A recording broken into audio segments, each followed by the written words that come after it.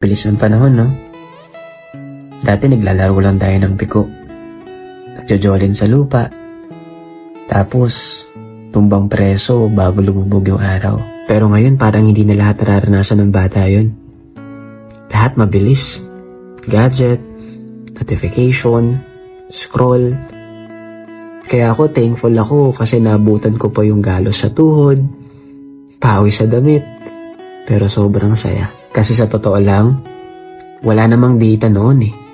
Pero grabe yung connection. Kaya alam nyo, na-realize ko, hindi lang laro yung tinuro sa atin eh. Tinuruan tayo ng teamwork, ng creativity, ng resilience, at higit sa lahat, kung paano maging masaya sa simpleng bagay. Kaya minsan hindi pala sa dami ng meron ka, kundi sa lalim ng connection at memories mo sa tao. Ang sarap balikan, no? Ang saya alalahanin lahat.